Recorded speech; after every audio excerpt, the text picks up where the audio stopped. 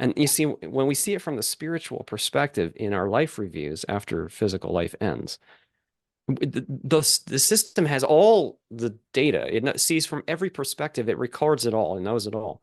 So when we review our lives, we see it from everyone's perspective, not just our own, because they are us, you see?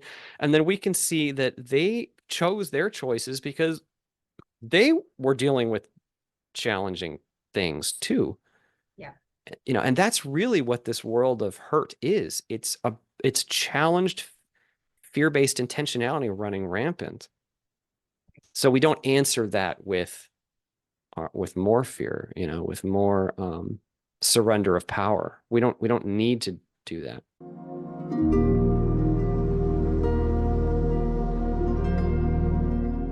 Today, I'd like to welcome back to the show a very special friend and special guest, Christian Sundberg. Christian, welcome. Thank you so much. I'm happy to be here. I'm so happy to have you back. I interviewed you a year ago, which you were actually my first episode of Conscious Conversations, and here we are a year later. So there's lots and lots to celebrate, but the truth is that I could have talked to you for hours and hours and hours. We're just going to dive right into some of the things that we talked about in our last interview and go deeper if that works for you. Definitely. Let's do it. Awesome. Awesome. Okay. So as we talked before we started recording, there's all kinds of questions I have for you, but to kick it off, in our last interview, towards the end, one of the things that you said that stuck with me in this past year, I always hear your voice saying this, that there is nothing to fear, that we really have nothing to fear. Yes. And I can connect to that. Not all the time, but I can. And I want to know more. I want to know what you would have to say more about having nothing to fear, especially with so much fear mongering happening in today's world. Mm-hmm. So, so first of all, just a quick disclaimer that there's like no good way to talk about any of these we're gonna get into spiritual language because it's what we've got, but language is very, very limiting. And I feel that with questions like this, it's important to get right to the heart of what's going on, because we have to go really deep to see the truth of the fact that there's nothing to fear. Yeah. So we could say beingness itself, so consciousness itself, the substance of life itself is already whole. It's already perfect. It's already connected to all things. It's not lacking anything. Okay, it's not lacking in any life or power. That is that is like our true nature. Our true nature is total peace and love and joy. Like that, and that is not tarnishable. It's just the enduring substance of life. It's just what it is. It can't be anything else, except that we've taken this deep but artificial step into association with form. Okay, that means with all the objects and the stories and the bodies and the identities and all the rest. And then in that form association, we buy into perceptions that are not in alignment with the truth. So we buy into perceptions of being powerless or being not free or being unworthy of love. Those are some of the big ones. I mean, then there's many branches from those. But as we buy into those perceptions, we do it so quick. Like this happens so fast, and it doesn't even require the social context, though that can certainly stimulate it and add to it. And what I mean by that is like, even like in my case, when I first incarnated, before I was even born, the density and the rigor of being this limited and feeling like I was cut off from everything, because here we experience such a degree of separation. Oh my gosh. It's just crazy how separate we feel from each other and from the whole. We don't feel that unconditional love like every second. So in that state, it just like, if we haven't integrated it all the way, if we haven't processed it all the way, it prompts fear.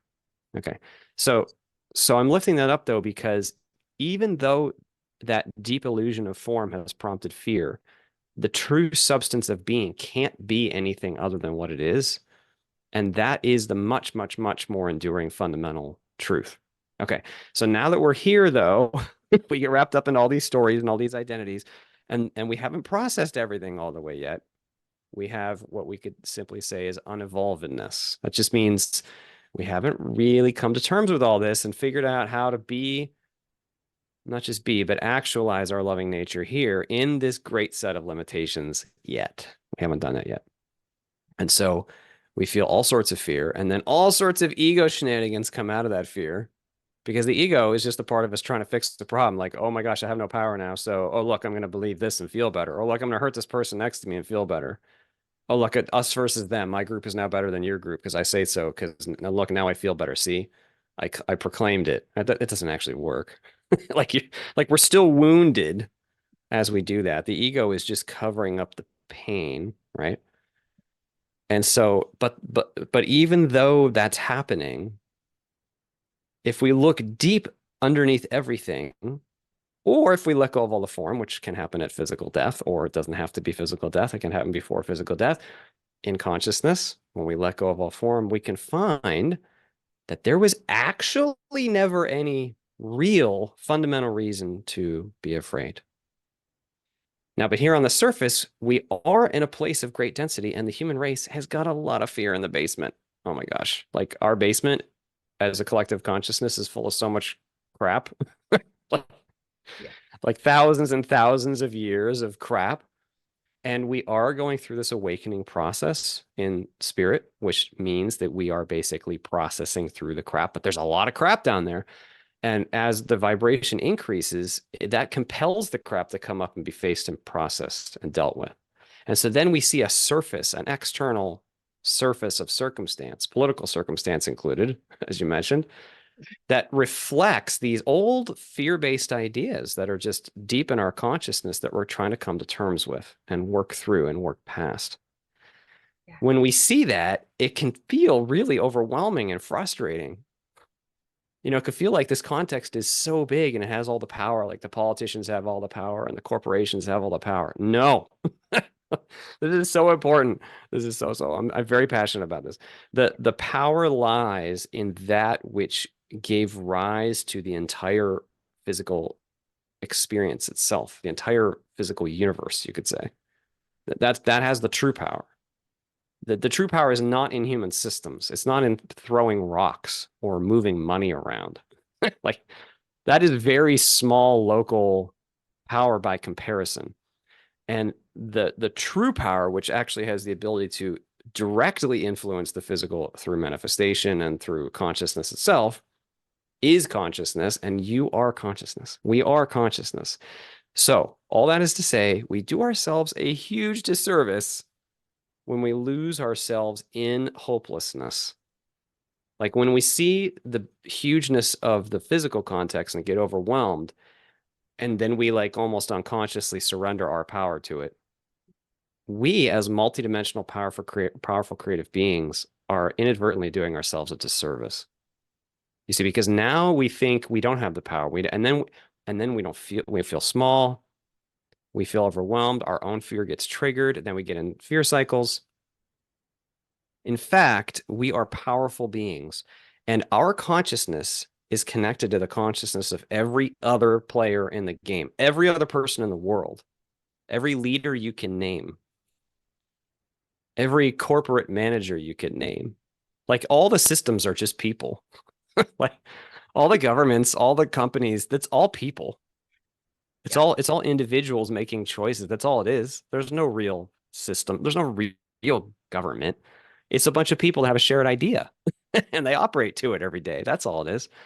And your consciousness is connected to their consciousness. So when you choose to face your own crap, and don't worry so much about everything out there. I mean, we take ownership for it, but we don't have to let it bring us down. We face our own crap and we bring love into the world where we are, and we choose hope and we choose that power. We reclaim our power. And as we do that, it does affect the consciousness of those other people, even if they don't see it. Yeah, I went on a big tangent. That's a long response. Yeah. Well, I loved everything that you said. It actually, there were things popping in me. I don't actually know what yet. I'll probably find Okay, those out later, but no problem. a couple of things that you said just really, really lit me up. The hopelessness, the powerlessness, Hmm. separation, and then what you just said about, when we go deep inside, that affects the collective as well. So Hmm. you know that I am a big student and teacher of A Course in Miracles. And Hmm. there are two principles in the Course in Miracles. One is that one loving thought that we have affects the rest of the sonship, which is everybody, the Amen. collective. And the other one is that our biggest problem, or our only problem, Yes. the source of all problems, is that we believe that we're separate. Hmm. And It's a so, misunderstanding, like a huge misunderstanding. yeah. And so I just had this visual of, all of us just kind of going through our days and trying to, you know, get through Yeah. and having this, like kind of almost like those dogs that have like the Oh. cones when they can't like we have this cone around Yeah. our head, and we're just unaware that we're actually connected to everything. Yes. Yes. So that did something for me. I don't know what. Yes, very much. Just a quick comment. So your Yeah. comment about A Course in Miracles and the only error is Mhm. that again we've associated into something that we're not. So that's saying that's the same as how I started my comment in that we lose ourselves in a negative self-perception that isn't true, and that causes all sorts of fear and shenanigans. Ego rises up out of that. So I mean the way I like to put it is I mean I feel like there are really only two problems on Mhm. Earth. I mean there's no true problem. It's like Right. but Perceived. but man but man it looks like and feels like there's some big problems here. So I'm not Right. making light. I'm not making light of the severity of the suffering on Earth. I'm not. Okay, but there's only that all boils down to two things though really. One is ignorance, which is the same thing as what we just brought up in A Course in Miracles, that we just don't know who we are. Right. Like we just don't see, we don't remember. Yeah. Like we just don't remember it. We don't commonly at the human level yet, though it's growing, Yes. that we don't commonly know ourselves as the multidimensional beings of total freedom that we really are. That's the first thing, is that we're just ignorant to it. Well, our society is ignorant to it. Like we don't teach our children it commonly in school. And if we do, it's, through some kind of religious lens or, whatever. So the first is just that we're just ignorant. We just don't know. And the second is fear. Mhm. And all I mean is that we have not yet fully processed this whole experience. And when we haven't done that, when we're afraid, ego gives rise to 10,000 expressions of hurt and insanity. Like fear is insane. It's a simple way to put it. Like all fear is insane. Yeah. And the ego is in service to fear. Like when we make fear intentioned choices, we are, whether we know it or not, adding to the insanity, adding to the suffering cycle. Yeah. Yeah. So, but underneath all that, there is actually no, no, no fundamentally real reason to fear. Yeah. So when we don't feel it, I feel like looking down those two avenues can be really helpful. So I'll just make a quick comment. So like ignorance. So how can we find what we really are? Well, again, this is not simple to speak to. Okay? It's not like you just perform an action and get a result, because we're not talking about physical actions, but meditation. Okay. So basically go investigate what you are every day in consciousness. Go look just very objectively. What am I beneath all thought with full alertness? Listen to the silence, feel the silence, investigate like a scientist yourself. What am I beneath all thought, beneath all sense data? So just investigate. And because as we do that, it does reveal itself to us. It's not that we so much. It's not so much that we go see and we don't find some new form, actually. We find that we, consciousness, we transcend all form. And then that true nature, it can't be afraid because it's the truth and because it's so full and vast and perfect and I can't even I can't even attempt language to describe the nature of being. So that's the first thing is investigate that look through try to find their way through the ignorance. And also a part of that is intuition. Like really listen to your intuition. Like for real. Not the makeup and not a made up intuition. Like I'm saying like deep down, what is your soul saying? Mhm. Okay. And then the second one, fear, like if we can just allow ourselves to acknowledge where we have fear, it's okay. Like there's no judgment here. If you have fear and you are resisting something in your life and it's a repetitive pattern or something, or you have a pain that's with you because of a fear, go look at it. It may be the hardest thing you've ever done. Like if you really look at those feelings that are down there, take ownership for them. Go look at them. You are worthy to do that. Like we buy into negative self-perception so deeply here that we don't even know our own worth and our own power to even go look at our own fears. We don't even know they're down there actually, because the ego covers them up under 1,000 layers, and then the world just looks evil, and we don't even realize it's our own fear. Yeah. So as our own fear arises in moments, it's okay that you're afraid. It's okay. Face it, process it, heal it.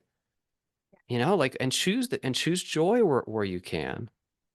Yeah, if we do those like just those two angles really helps get to the heart of that suffering that we're all experiencing here. Yeah. What that's bringing up for me right now when you separated it into two columns, it's Mhm. like investigate and look at it. And Investigate that and to feel it. me, Let's say feel it even. Yeah.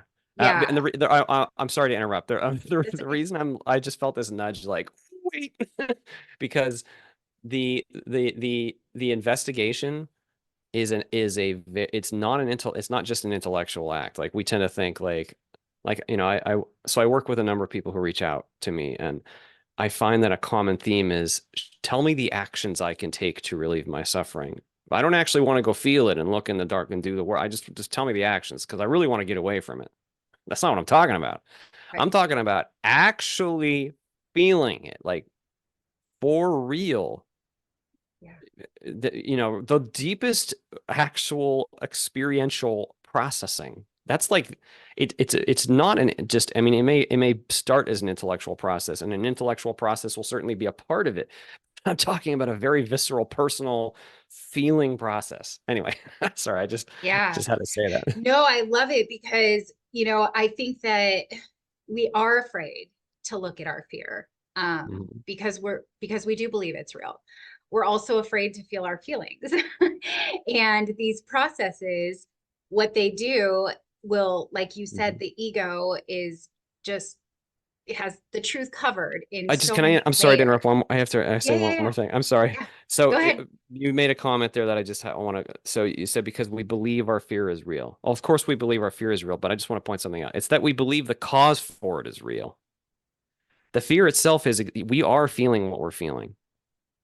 Right. And that is a very important step of this process that I'm trying to lift up. It is full acknowledgement of exactly what you're feeling. Like it's the opposite of saying, "Oh, this is not real." Right. It's acknowledging, "Oh, I feel terrified. I feel completely unworthy. My whole life has shown me that I have no power," or whatever. Yeah. Yeah, I just want to lift that up because it's not that we go in and we say, "Well, this isn't real, so I should be able to take care of it." I mean, it's darn real to you when you're Yeah. afraid. Yeah. Yeah, but Absolutely. this is about the personal work then of going and seeing how you actually feel and like basically like fully evaluate your experience with full feeling, full openness, non-rejection. Yeah. That's like the mantra. Not the, how am I rejecting life? How am I rejecting reality? And then open that door instead of keeping it closed. Yeah. Yeah, no, thank you for clarifying that. Yeah, sorry. Well, the course also talks about how everything is an illusion, and a lot of people can use that concept to spiritually bypass. And Yep. so, yes, whatever we're feeling is real to us in the moment. It is real, and it's something up for us. It's happening for us.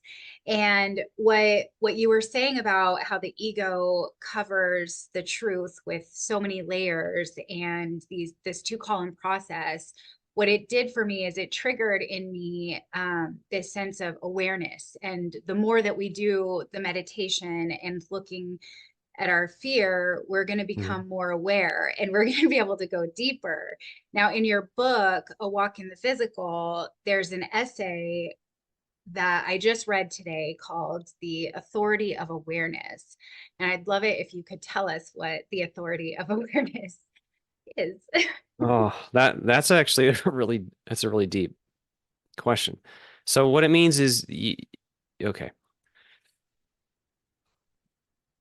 within the world of form, we forget our power and our authority. Like we become so wrapped up in the story and in the perceptions and in the smallness, basically.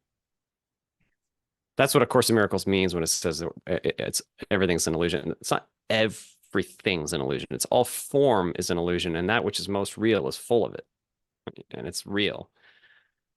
Okay, so the authority of awareness means if you believe you can't do something, or you can't question some belief, or you can't open some closed door, or you can't be yourself, that's not true.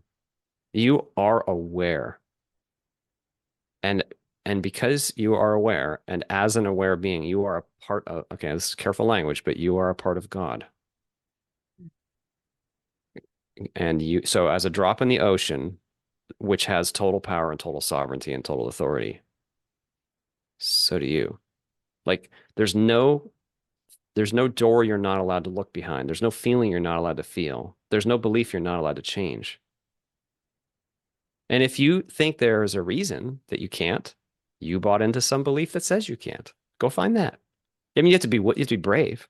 You have to be brave because you might, like maybe it's a religious context in your whole life. You're told, no, you're going to go to hell if you don't believe a certain thing or if you question a certain belief.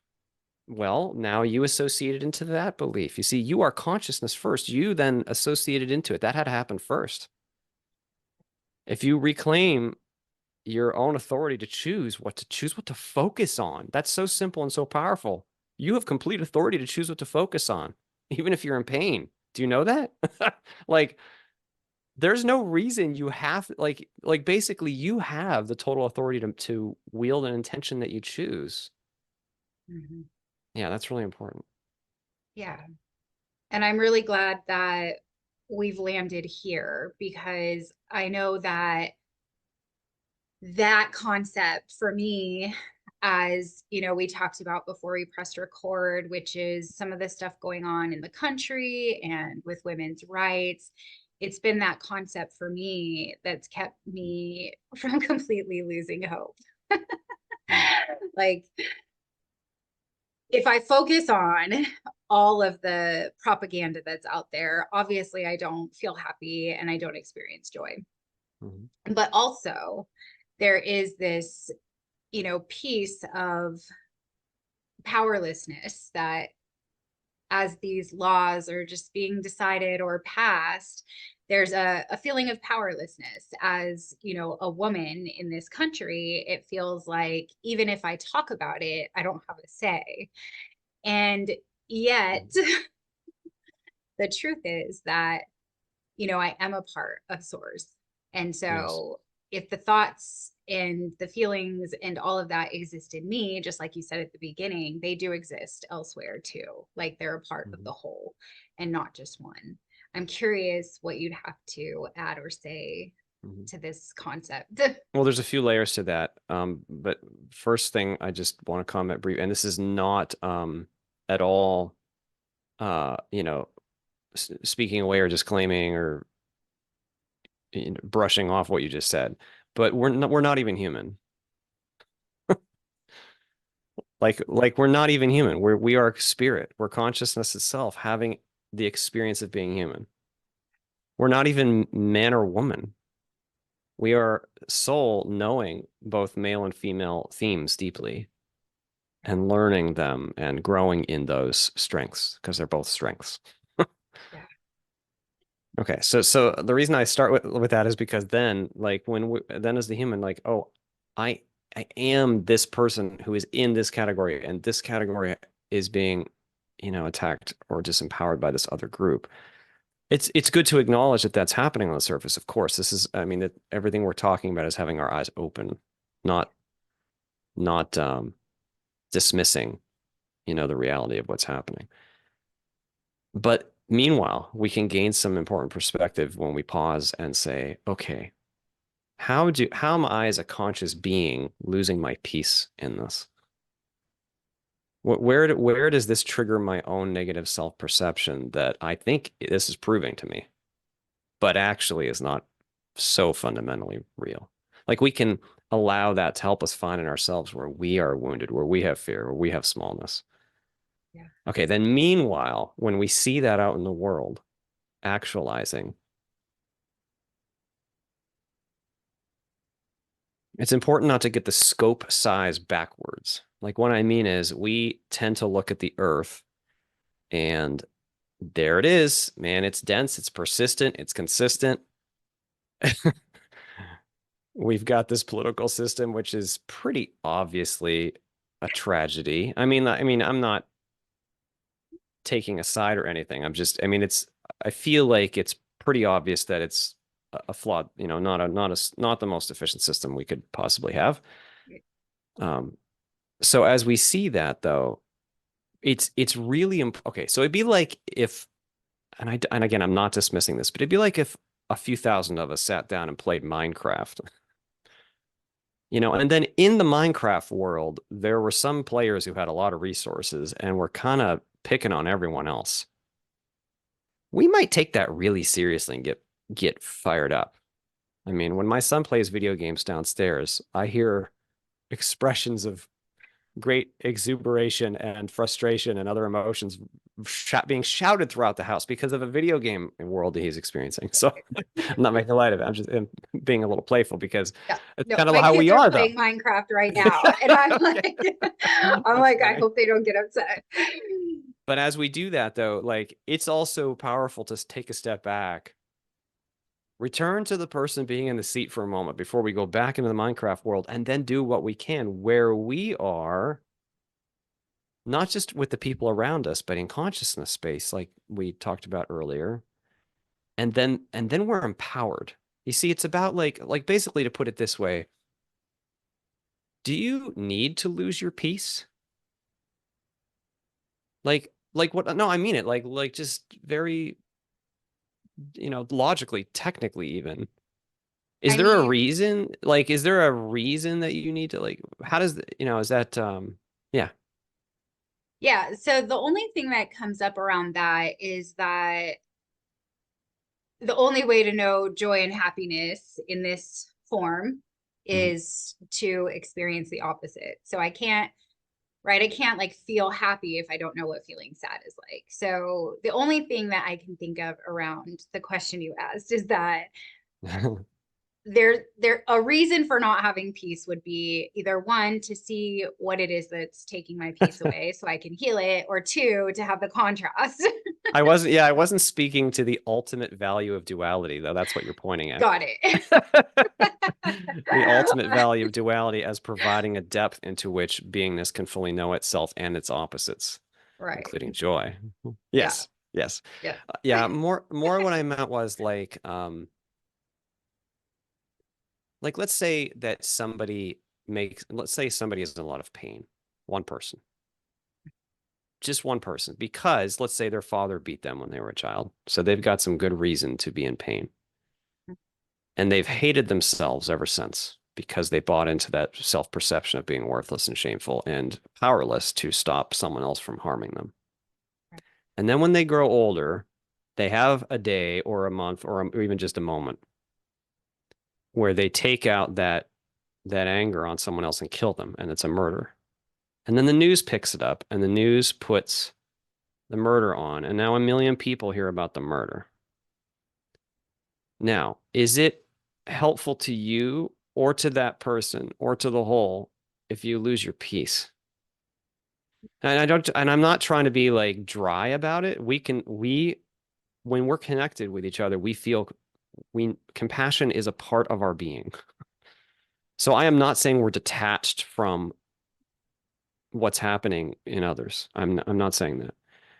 It's just that when that news lifts up that person who hurt someone else, we can see that for what it is. That is a cry for healing too. And we don't have to lose our peace and think, oh man, people are bad, the world's bad. No, no, no. People are afraid. People are hurt. It's like that old phrase, hurt people hurt people. I mean, it's Yeah. cliche, but it's absolutely true. Yeah. Hurt people hurt people. And so as we awaken, we can more deeply see, oh, that is my brother or sister who hurts. And they may have hurt another brother or sister who hurts. Do I need to lose my peace when that happens? No, I can feel love for them. I can feel compassion for them, but our being remains what it is. And then we're better able to act in compassion and be there for others around us. I mean, we may feel sorrow. I'm not saying we don't feel sad when we see the hurt in the world. I feel sad when I see so much hurt. But on the other hand, it would be a mistake. It would be simply incorrect for me to fall asleep into, oh, now I have no power. You see, because this person did something harmful to somebody else because they had not good reason, but they had causes.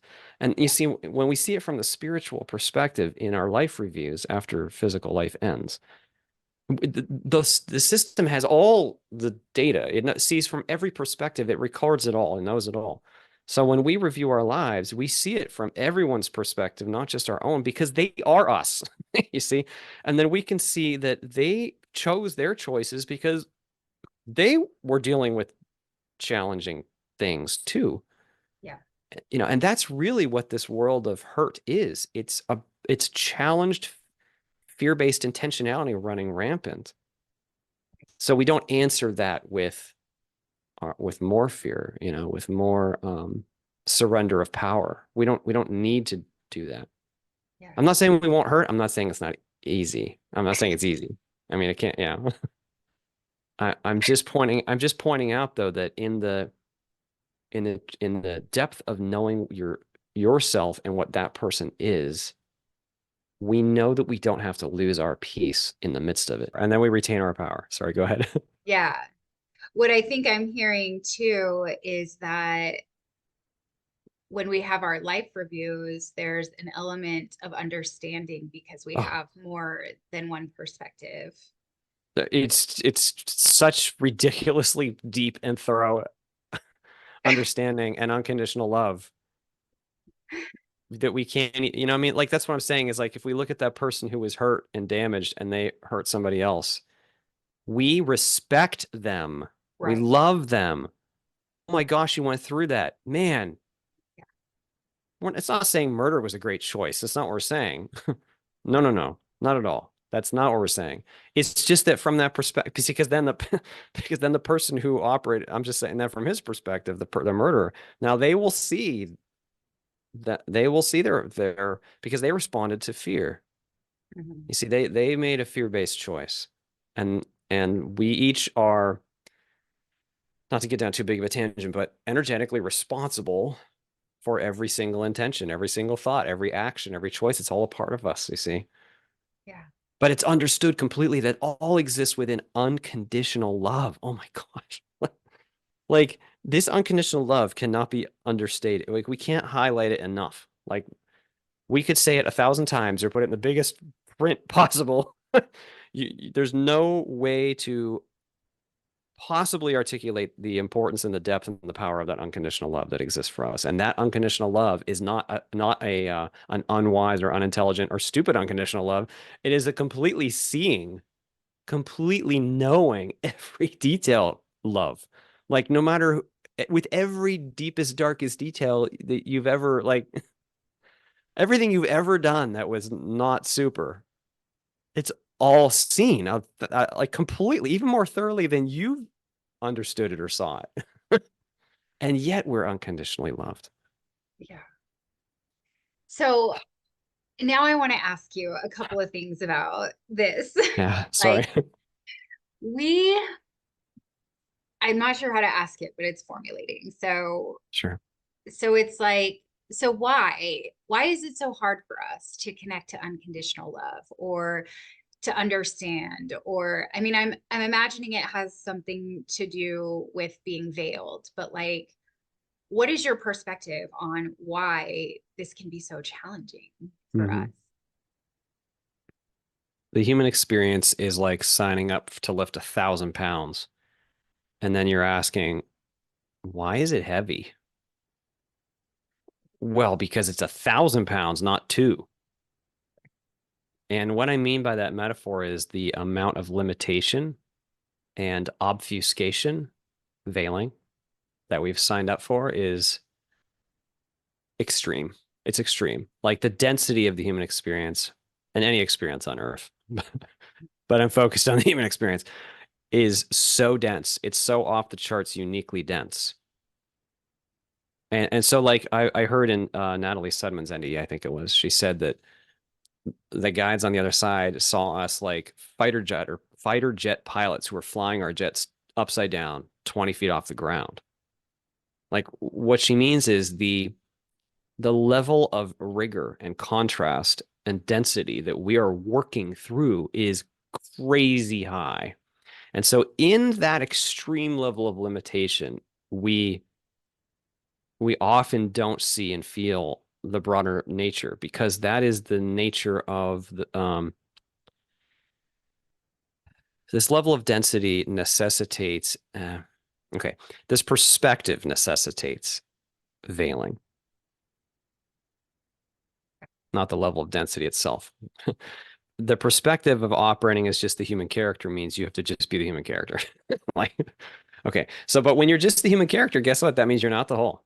That means you don't feel what everybody else feels. You don't feel the person on the street what they're feeling. And you don't feel connected to the source of all love and joy very much. Like it's there, but it's deep, deep, deep, deep down, hidden away as maybe a quiet voice that pops up every once in a while, and we don't even know what it is. But that's the nature of being so veiled and dealing with this level of density. However, once we actually like really process this level of rigor and density, like really accept it,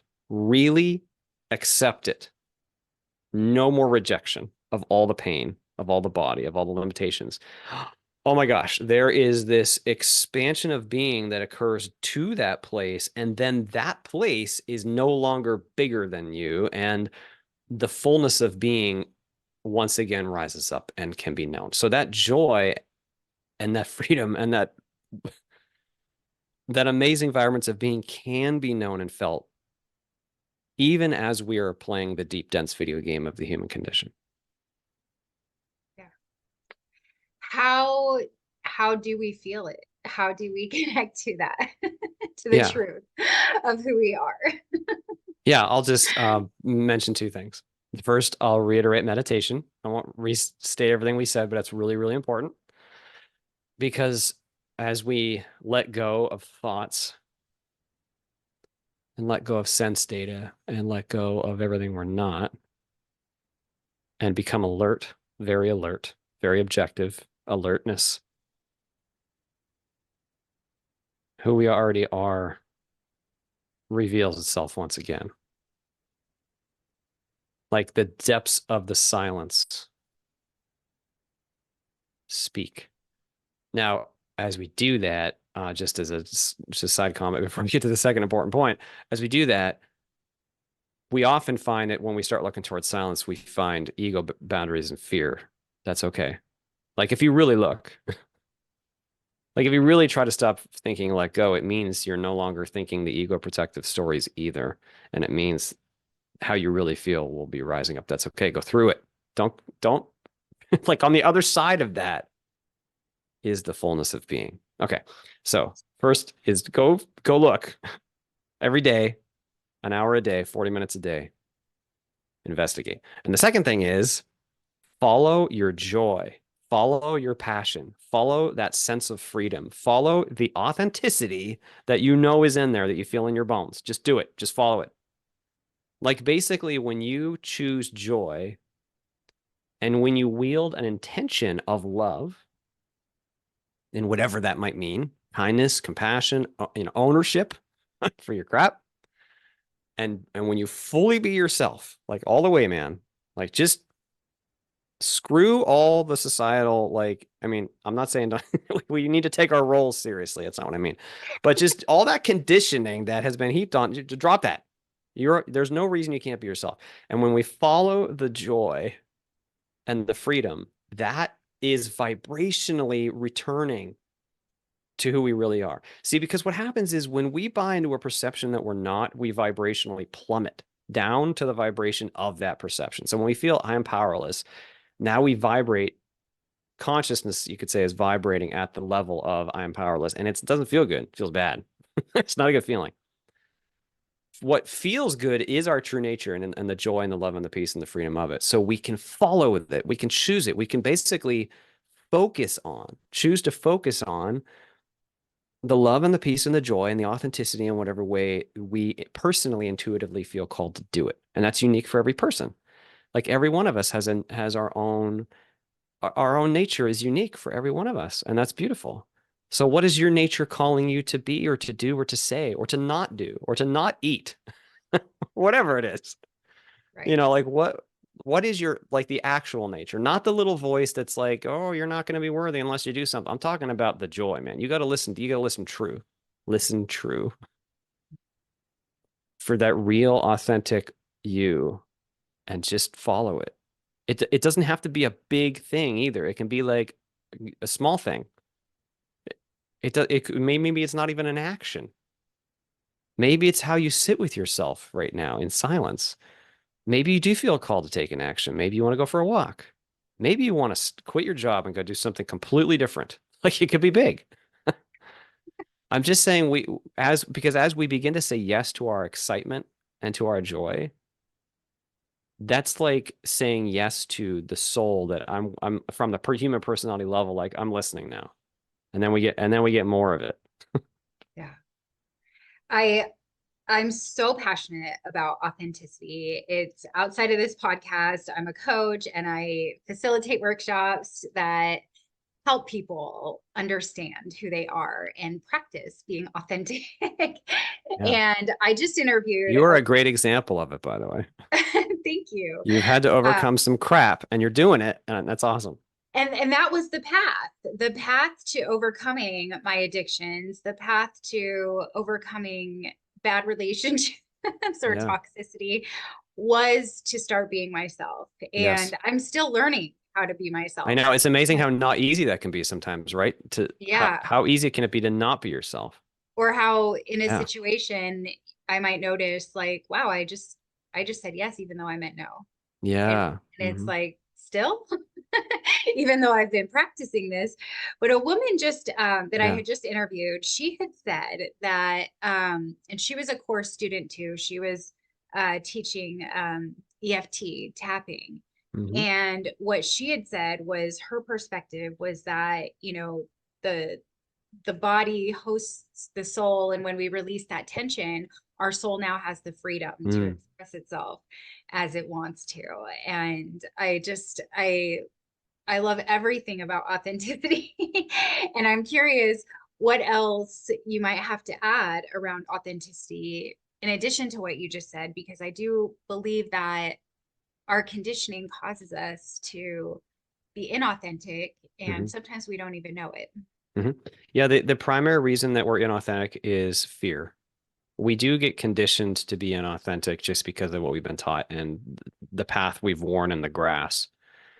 But the most common reason is fear, because ego doesn't want us to be judged or, seen as, like, the ego says, well, if you don't say this thing, they're going to view you in this way, and then that'll prove to you that you really are worthless.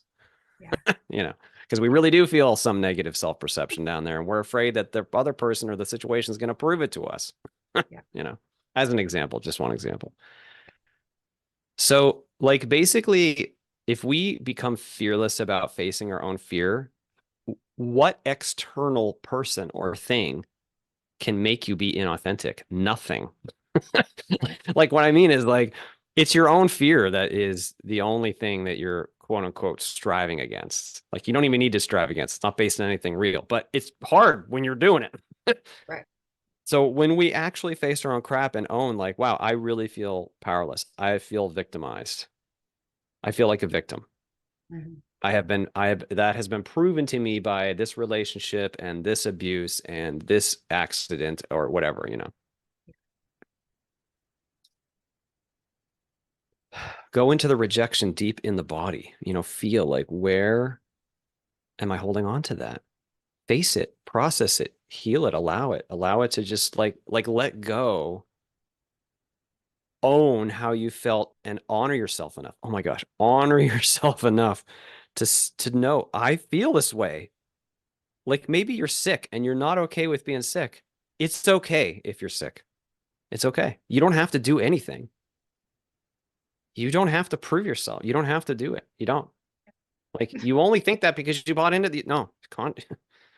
Now, this is a complex thing we're talking about because this conversation about personally dealing with fear and overcoming it is so unique for every person and it's so multifaceted, it's so complex. I mean, we might live an entire lifetime kind of examining, working through one aspect of it, right?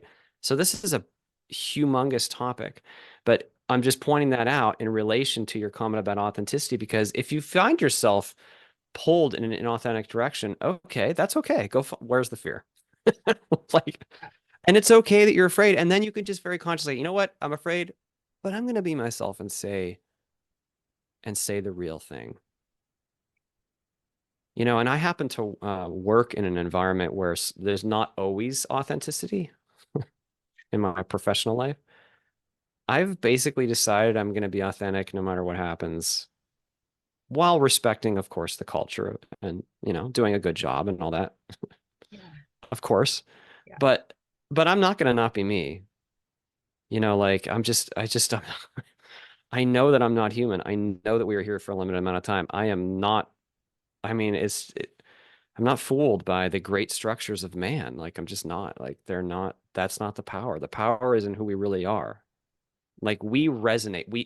We shine bright as a spirit when we just be ourselves.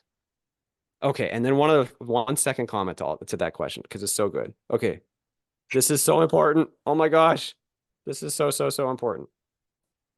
Oh, I wish that every single person on the entire earth could feel and hear this. You are absolutely worthy of being yourself because the real you is so valuable and so unique and so precious that I can't even articulate it. Like the whole, how do I put this? Like there's no good language for this. Each one of us is like a puzzle piece of creation, and you are the only puzzle piece of your color. You really are. It doesn't matter if you haven't made money. It doesn't matter if you can't do for something physical. It doesn't matter if you've had this back. It's okay that you've had the pain and the history and the trauma. You are a valuable puzzle piece that when you see from the perspective of God, it's like you are unconditionally loved, not as a generic unconditional love, but as a very personal, specific to you. You are celebrated for exactly who you are, love. You are celebrated.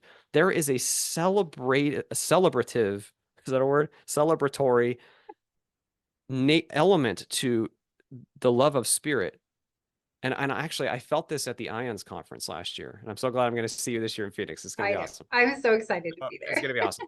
So in DC last year, I can only describe it like a party of where everybody was celebrating everyone else for who they are. So I'm lifting that up because that is a major block to authenticity when we think, well, like, I really am not that important. I'm really not, I'm really just a victim. I'm really small. I'm really powerless. I'm really not valuable. No, no, no. Don't believe that. Like, that is not true. Like, when you look at yourself from the spiritual lens, you will not believe the absolute unique beauty that you are. Like, every soul is so uniquely, preciously themselves, their own color, their own mix, their own I don't know how to describe it. It'd be like a metaphor I've used before is like one soul might be like a grapevine and another soul might be like an oak tree.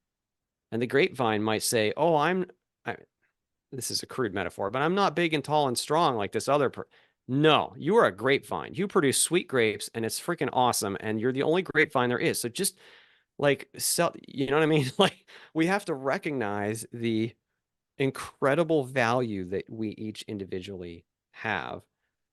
And then when we do that, we feel free to be ourselves because, oh, well, wait, so what I have to share is actually valuable? Yes. Yes, it is. Like your own self is your own skills, your own quality of being. It doesn't even have to be a skill. Maybe you say, I don't have skills. Okay, fine. Like you could still be yourself. Maybe the only thing you can do maybe you're bedridden. The only thing you can do today is look at the light. Look at the light in your way. Be present. It's just a big illusion anyway. It's fine. It's fine. Yeah. You can choose how to be the most you because you're worthy to do that, because that's what we are. It's what we're here to do, man. We're here to break those binds Yes. and to Yes. be our authentic selves, even if crap happens. I mean, like when I first went through my awakening process, it caused some social friction around me. I didn't mean to. I wasn't trying to cause a problem, but it's amazing if you wake up one day and say, wow, we are unconditionally loved, multidimensional beings of freedom and joy, and you have nothing to fear. How many people get angry Right. because of beliefs? That's okay. That's okay. I we have, but it's fine because as we choose it, we become empowered and we can empower others and we can share the love, which is what we're doing right now. Like this is sharing that love, man. Yeah. Like even if only one person hears this and is lifted up and has that resonance and feels strengthened, then we've done it. Yes. And then you know what I mean? Like that's what this is all about. Yes. Like hopelessness is the lie. Back to the Completely. original point. Yeah. It's not even the thing. Like when we look from the other side at the reality of it, it's like, oh my gosh, we never had any reason to actually be that afraid. So guess what, guys? Oh my gosh, we're here right now. Like we are human right now. And I know that you might not think this is a big, special, important day. It's like, like a Thursday. It's a random day of the week. Okay, but this is the critical, valuable moment right now. Like just to be yourself and to choose love and joy and peace in whatever way you can. That's what we're here to do. This is the moment. Oh my gosh, I'm so passionate about it because Yeah. I what we're here love to it. do. I love the passion. I'm over here just all, fired up. I can feel my heart open. And what I want to say, in addition to what you said, was that when I started my journey, it was kind of, I went through a journey of addiction. Hmm. And as I started to recover from one addiction, I started to learn that I could be myself. And then deeper and deeper, I started to realize that the only reason I wasn't authentic was because I was afraid of not being loved, that Yes. someone would judge me. Yes. And, but the cost of not being authentic was that I wasn't happy. Yeah. Being inauthentic is not living in alignment. So we don't get to experience the joy out of that. Yeah. And so as I went through my journey, and even still, there's times where, conditioning says as a mom, you should XYZ, right? So Sure. sometimes Sure. I go along with it and I feel, that didn't feel good. Oh, because I was being inauthentic. But Yeah. the fear of not being loved, I think, is It's what is huge. it's huge. It's And huge. like when you were talking about how we're all, our own color, like Yes. I had this meditation a couple months ago, and what I saw was in this meditation was like each of us are, kind of weaving our own little square, and it all fits into Hmm. this one quilt. And it was so beautiful. It was like around the world, it was glowing, like this was just a vision I had. But Yeah. Hmm. I felt like textures and Hmm. sounds, and like what you were saying just kind of popped to life. Like we are valuable. and Yeah, it very much is whatever like we that. have naturally is what we're contributing. And that's my question for you is Yeah. Is that what we're here to do? Is that Yeah. why we come here? I mean, in simple terms, yes. Like there's so one of the essays in my book is called your soul's job. And I was just being silly, but the job is an acronym for joy of being, which is another way of saying the real you. The Hmm. only thing you have to do is be you. Yeah. You don't have to do anything else. You don't. You can't fail. Right. Like when you truly embrace that and know that, how freeing is that? And then from that, you can be yourself. Hmm. Now, I will say, of course, just practically speaking, that many people who are, when we have deep ego, when we say be yourself and do, follow your passion, you know, if we have a lot of fear, the ego might take that as an excuse to go do something harmful. That's not what I'm talking about. Of course, I just a disclaimer, we're not talking about that. No, we're talking about the real loving, compassionate you that even owns your own crap and does your very best and is authentic, but knows at the same time that nothing is required of you and you can't fail. Like like joy is what you're here to be. Joy, not like scratch the itch, feel good ego stuff necessarily, right? That happens, but that's not, I'm talking joy. You might say, I've never had joy my whole life. Okay, that's okay. Start there. You've never had joy your whole life. Fine, acknowledge it. Yeah. I applaud your bravery. You know what I mean? Like you need to honor yourself. This is where I am. Why not? Like, and for each person, it will be its own answer, its own story. Like, you had to be brave enough. You see, you have to be brave. You had to be brave enough to say, you Yeah. know what? I actually was inauthentic because I was afraid of not being loved. Do you know how much bravery that takes? Because that takes you looking at the pain of not being loved and acknowledging that you don't feel loved or that you were afraid of not being loved. That takes a lot of courage. This is Yeah. a courageous, very humbling process we're talking about here at times. But that's okay. See, that's the quality of intention. That's why I lift up so much that I can, that we're here to wield a quality of intention that is in alignment with love and not fear, not self-protection, not rejection. Love. Like that means looking and being, looking at what you actually feel, and that can be hard. Yeah. But yeah, you're worthy to do that. Oh my gosh. Yeah, you are worthy to do it. And it is very hard. Like it took a long time. I was 28 when I went to treatment for an eating disorder, and I was Yeah, 34 when I got sober. that's So okay. most of my life, it wasn't even that I wasn't willing. It was, I actually just didn't know where to look. Yeah, sure. I think you said in the beginning, it's ignorance, right? Like Ignorance. Yep. we just don't know, We not just in don't a know. judgmental way, No, just not a judgment. We just didn't don't know. know. We just can't And see. Yeah, it's true. and you know what did do it for me was that there was a point where I was sick and tired of being sick and tired. Yeah. And the pain had to become so big that Hmm. I was no longer willing to So, yeah, continue. so I'll just yeah, a point there. Like, so that's often how it works. Yes. And that's okay because what happens is, so fear, okay.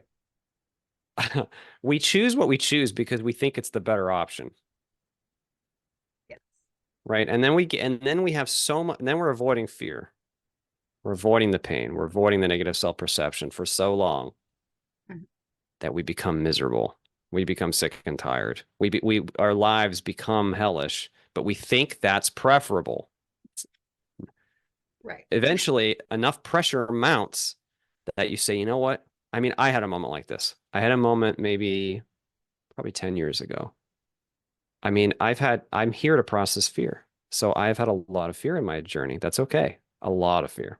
Mhm. And there was a moment I was in my kitchen. I was making a pronouncement to my beautiful wife in tear, like the deepest tears. And I said, I am effing sick of being afraid. And this was during my awakening because I had started awakening, but these things happen in layers.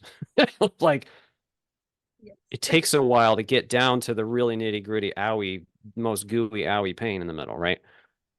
But when you're really like, so what I'm saying is like to your comment, sometimes that that tension, that hell juice needs to build up before we have enough pressure that we go, you know what? I'm going to go in there and face that. And I've used a simple metaphor before, but I think it's a good metaphor. When my father was a child, he was afraid of the monsters in his closet. And he was afraid every night, and he lost sleep every night. Every night he couldn't go to sleep. He'd lay there. He couldn't sleep. He was so afraid of those monsters. They're going to come out and eat him for months. And then eventually he said, you know what? I would rather get eaten by those monsters than have this fear anymore. And he went into that closet, pushed his way through the clothes, sat on the floor, completely ready to be eaten by the monsters. And they did not eat him because there were no monsters. Our fear is very much like that. We avoid it our whole lives. We avoid our shame. We avoid our need for love that hasn't been met. We avoid it our whole lives. And then when we finally have had enough, we go into that closet and we face it and we feel it. And we find there were no monsters. There was nothing to be afraid of, but it requires the willingness to go into the closet first. Whatever that means for you. And the angels are with us when we do that, I'm telling you. That's the real work. When we say, I've had enough of this crap, and we go into the closet, and we really face that darkness and that pain in there, powerlessness, whatever it is. We feel it, we allow it, we don't reject it. It heals. Not because we try to get rid of it. We didn't try to get rid of it. In fact, we did the opposite of trying to get rid of it. We went into it, and it heals. And that's how we process it, you see. I have heard you share that. I think you shared that on the last episode that we did, and it just reminds me of something that my first sponsor told me. She was one of my course teachers, and she said, go to the edge of fear to see that it isn't real. And something actually came in as you were explaining that story this time that didn't come in last time, which was that sick and tired of being sick and tired. Yeah. I'm curious, like, what your perspective is on that. Like, is that our true power just coming through saying, like, screw that, like, I'm not gonna be debilitated by this? Like, it just felt like that was our nature that says we don't need to be afraid, that the true self somewhere is like, we're not gonna be limited by this fear that actually isn't even necessary to be afraid of. It's a personal shift in intention is what it is. Back towards the true power, which is love and acceptance. See, fear is actually powerless. Ego is powerless. Like, it doesn't actually do anything. The real power comes from the love and the joy of spirit. It's what we are. So when we shift our intention in that moment, you know what? So it might, the physical expression, maybe even the human personality egoic expression might be, screw this, I'm going to go in and face the fear. But what we're talking about is the intention behind it. The why that we're making the choice. The turning around and the going into the closet is an intention. And so a lot of people want to hear, like, oh, I want to reject my circumstance. So teach me the new spiritual thing I can do to get rid of it. It doesn't matter what form you use. I don't care if you call it spiritual or not. If you're trying to avoid it, that's your intention. Right. If you're trying to reject it, then that's your intention. You see, we're talking about the actual loving yourself so deeply that you actually feel what's down there. That is a quality of intention shift towards the power of what we really are. That's the way I'd respond to your question. Thank you. So I was meditating before our conversation today, and I felt a nudge that there needs to be a focus on the idea of the teaching nature of the vast silence itself. Because the form-focused personality is always looking in form for the answers. Tell me the next thing. Give me the next book. What's the next stimulation? Show me the next movie. Show me the next NDE video. I'm not making light. I mean, it's fine. I applaud people who watch NDE videos, but I'm just saying, like, whatever we can grab onto Mhm. We try to grab the next thing. Whereas there is this tremendous resource sitting there all the time that is waiting to, in the most positive way possible, destroy us. I'm saying that carefully. What I mean is when we are willing to like be broken in the most healthy, beautiful way and let go of all the ego patterns and distractions and form focuses and just be in silence, the silence. When I say the silence, I don't just mean audible silence. It doesn't actually have to be audible silence. I'm talking about the silence of the mind, the silence of being, where we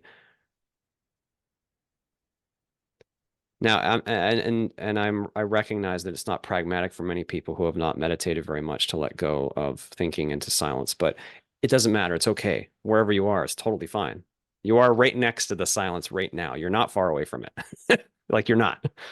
So we can always basically put down all of our bags and bring all of our focus into the present moment and let the deep silence show us where we are unhealed and let it dissolve the mechanisms, the mechanical nature of the human personality and its processes that seem so important. It's the only way I can put this sensation that I felt was helpful to share. Like, I do a lot of talking, I'm on podcasts. I don't feel the need to talk. I don't even really want to talk. But talking is how we've got here. What's more important than the talking, far more important, is the silence within us all that is waiting for you to go to it and see it and look at it. You know, that's the power. That's far more powerful than what any human can jabber with some words or what can be written in a book. So I just I felt like that should be mentioned. Yeah.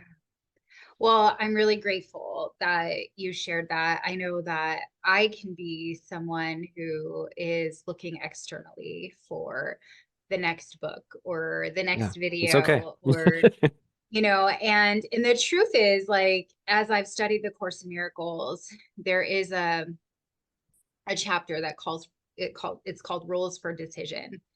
And it's really bringing you back to that place of going inside and asking what's next, and going so deep inside yourself that you actually hear what it is that's not Mm, coming from an external source that says mm, you mhm, need to do this practice or you need to do this uh mhm. even meditation or read Yeah. this book Yep. or go to Exactly. this seminar or Yeah. or watch this podcast. See, and it's okay that we have those thoughts and that we do those acts. That's totally okay. This is not a Yeah. judgment of that at all. And it's not Yeah. like, okay, so this is tricky. We're talking about something tricky because now we're pointing at non-duality from within duality. Okay. So here we are, the duality focused, form focused being pointing at that which transcends form. And it gets tricky to do that within duality because we don't have it. That's not how duality is. Duality is by definition form. Okay. But if you take the time, this is about using your intention. Take the time, notice, oh, I feel like I need to meditate. I'm supposed to meditate. Notice that thought. You can even like you can okay. The intuition in your body and mind both will help lift up the next step towards silence, towards okay, let's not call it even silence at this moment. The next step towards complete ease and no, freedom, peace. I find that as at the human level, something that has been challenging for me personally is that having touched that space, it is more beautiful and full of joy than any form we could throw around. And so if I go to a social gathering, like maybe with my family or something, there's a lot of talking.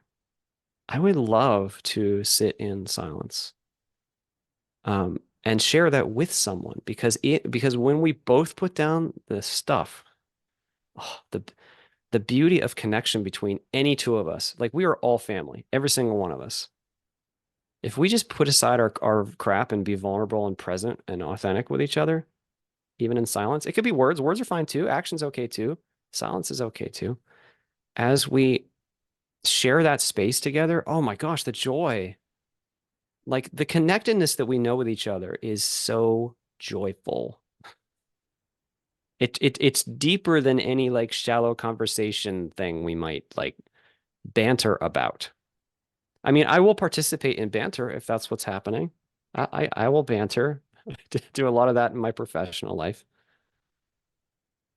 Banter occurs, you know, but it's okay that we choose something beyond that. One of the greatest blessings of sharing in this way has been that I have been able to meet other people who are awake, and the beauty of those relationships is amazing. Um, and silence is okay there, and talking is okay there, and just being ourselves is okay there. It doesn't matter how old we each are, what sex we each are.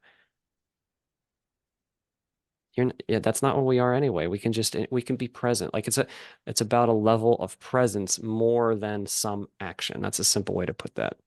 That's yeah, anyway, it's kind of a tangent, but No, it's beautiful. It's actually, and I'm not going to talk too much about this because I know we need to wrap up, but yeah, the no workshops problem. that I do, they're called the Mystics Playground, and Mm, it's a 3-day workshop where we mix games and just being to beautiful. pull out I and love it. I love it. allow I love it. ourselves Oh my gosh, I to love be it. authentic and actually connect. So I I'm love just it. here Oh, saying yes, that's yes, awesome. You're yes. doing it. Yes. So, so the last time I interviewed you, I asked you 3 questions, and I just spontaneously had this idea to just ask you one, since you've Sure. already answered the 3. So I was just recently on a podcast and I was asked this question, and I want to know what you would have to say. So, if there was one question that you wanted to ask anyone who's listening right now, what would that one question be? Why can't you be yourself? Like really go look, really investigate it, not playful. Give me the, I mean, you give me if you're honest, you can give me the ego story that why you think you can't be yourself. I'm talking about deeper than that. Really? No, really. No, really. And I think Why that's kind can't of the theme of what we talked about. Yeah. Why can't you be yourself? Your real self is a multidimensional being of love and joy. You really are. Like we are just playing the human characters. It's really deep. It's really visceral. It's dense. I get it. Oh my gosh, I'm here too.